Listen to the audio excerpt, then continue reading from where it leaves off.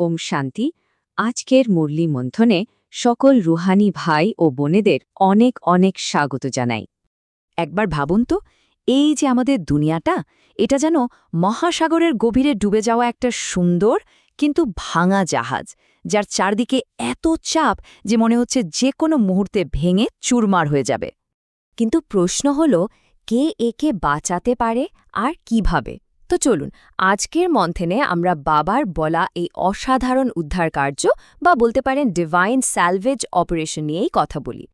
বাবা বলছেন, এই যে ডুবন্ত জাহাজের কথা বলা হচ্ছে, এটা আসলে আমাদের এই পুরনো দুনিয়াটাই, বিশেষ করে ভারত, যা এখন কলিযুগের শেষে অজ্ঞানতার এক গভীর রাতের মধ্যে ডুবে আছে। আসলে দেখুন, জ্ঞানই তো দিন আর অজ্ঞানতা হলো রাত। ব্যাপারটা কি অদ্ভুত, তাই না? একদিকে সাধারণ মানুষ সূর্যাস্ত দেখতে ভালোবাসে, একটা শেষ হয়ে যাওয়া দিনের সৌন্দর্য দেখে তারা মুগ্ধ হয়। আর অন্যদিকে আমরা, বাবার বাচ্চারা, আমরা কিন্তু সূর্যোদয় দেখছি, এক নতুন স্বর্ণালী জগতের ভোরের সাক্ষী হচ্ছি আমরা। এই রূপকটা কিন্তু আমাদের চেনা। যেমন ধরুন, সত্যনারায়ণের কথাতে আমরা কি শুনি? যে এক বণিকের নৌকা জলে ডুবে গিয়েছিল। এর আসল আধ্যাত্মিক মানেটা হল, এই ভারতরূপী নৌকাটাই কলিযুগের শেষে এসে অজ্ঞানতার সাগরে তলিয়ে যায়। আর ঠিক তখনই জ্ঞানসাগর শিববাবা এসে তাকে উদ্ধার করেন। তো প্রশ্ন হচ্ছে, এই যে এত বড় একটা উদ্ধার কার্য, এটা করছেনটাকে? চলুন সেই উদ্ধারকর্তার পরিচয়টা একটু জেনে নিই।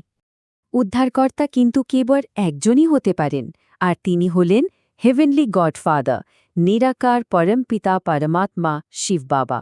তিনিই তো সব আত্মার পিতা, আর তিনিই তো পতিত পাবন, পতিতদের পাবন করেন।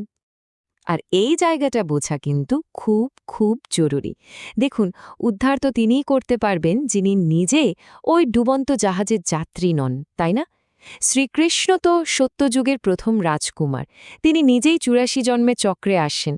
কিন্তু শিব বাবা, তিনি হলেন সমস্ত আত্মার পিতা। তিনি এই জন্মমৃত্যুর চক্রের ওপরে থাকেন, এর বাইরে। তাই একমাত্র তার পক্ষেই সম্ভব আমাদের এই চক্র থেকে উদ্ধার করা। আচ্ছা, তাহলে এখন প্রশ্ন আসতে পারে যে নিরাকার বাবা আমাদের জ্ঞান শোনাবেন কি করে? কারণ জ্ঞান শোনাতে গেলে তো একটা মুখ দরকার। ঠিক এখানেই বাবারটা কৌশল করেন। নিরাকার শিব বাবা প্রজাপিতা ব্রহ্মার এই সাকার শরীরটাকে একটা মাধ্যম বানান, আর তার মুখ দিয়েই আমাদের এই অমূল্য জ্ঞান শোনান। বেশ, উদ্ধারকর্তা এলেন।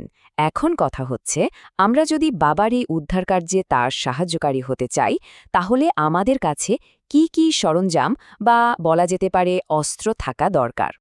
দেখুন, আমরা এতদিন কি জেনে এসেছি যে গঙ্গার জলে স্নান করলে সব পাপ ধুয়ে যায়। কিন্তু বাবা এসে আমাদের চোখ খুলে দেন। তিনি বোঝান, আসল পতিত পাবনী গঙ্গা কোনো জলের নদী হতেই পারে না। আসল গঙ্গা হল জ্ঞানের এই গুপ্ত গঙ্গা, যা স্বয়ং জ্ঞানসাগর শিব বাবার থেকে ব্রহ্মা মুখ দিয়ে বয়ে চলেছে। একবার সাধারণ বুদ্ধি দিয়ে ভাবা যাক, পাপ কোথায় হয়? পাপ তো হয় মনে, চেতনার স্তরে। তাহলে শুধু শরীরটাকে বাইরের জল দিয়ে ধুয়ে ফেললে আত্মার ভেতরের কালিমা কি করে দূর হবে? এটা কি আদৌ সম্ভব? হতেই পারে না। ঠিক একইভাবে আমরা যে দেবীদের হাতে ত্রিশূল বা তরবারি দেখি, সেগুলো কিন্তু কোনো হিংসার অস্ত্র নয়, কারণ দেবতারা তো পরম অহিংসক। ওই অস্ত্রগুলো আসলে আধ্যাত্মিক শক্তির প্রতীক, জ্ঞান আর যোগের শক্তি। আর এই অস্ত্র দিয়েই আমরা আমাদের ভেতরের আসল শত্রুকে, ৫ বিকাররূপী রাবণকে জয় করি। আর এই জ্ঞানই আমাদের এক অন্যরকম সন্ন্যাস শেখায়, যাকে বাবা বলেন বেহাদের সন্ন্যাস বা অসীমের সন্ন্যাস। দেখুন, হঠযোগিয়া কি করে, তারা শরীর দিয়ে ঘরবাড়ি ছেড়ে দেয়, কিন্তু মনটা হয়তো সেই পুরনো দুনিয়াতেই আটকে থাকে। বাবা আমাদের শেখান ঠিক তার উল্টোটা। সংসারে থাকতে হবে, সব দায়িত্ব পালন করতে হবে, কিন্তু বুদ্ধি দিয়ে এই পুরনো দুনিয়া থেকে নিজেকে আলাদা রাখতে হবে, অনাসক্ত থাকতে হবে। এটাই আসল সন্ন্যাস। তাহলে এই যে উদ্ধারকারী দল, এর একজন সদস্য হিসেবে আমাদের রোজকার জীবনযাপনটা ঠিক কেমন হওয়া উচিত? এখানে বাবা আমাদের খুব সূক্ষ্ম কিন্তু খুব গুরুত্বপূর্ণ কিছু বাধার কথা মনে করিয়ে দেন, যা হয়তো আমরা অনেক সময় খেয়ালই করি না। যেমন ধরুন, ভালো পোশাক পরার শখ বা কোনো বিশেষ খাবারের প্রতি টান। আমাদের সব সময় নিজেদেরকে প্রশ্ন করতে হবে, এটা কি শরীরের দরকার নাকি এটা মনের একটা আসক্তি? কারণ এই ছোট ছোট শখ বা আসক্তিগুলোই কিন্তু আমাদের আধ্যাত্মিক উড়ানের গতিটাকে কমিয়ে দেয়। বাবা কি সুন্দর একটা উদাহরণ দেন, বলছেন এই শরীরটাই তো একটা পুরনো পোশাক, যা একদিন না একদিন তো ছেড়েই দিতে হবে। তাহলে সেই পুরনো পোশাকের ওপরে শাড়ি বা জামার প্রতি এত টান কেন?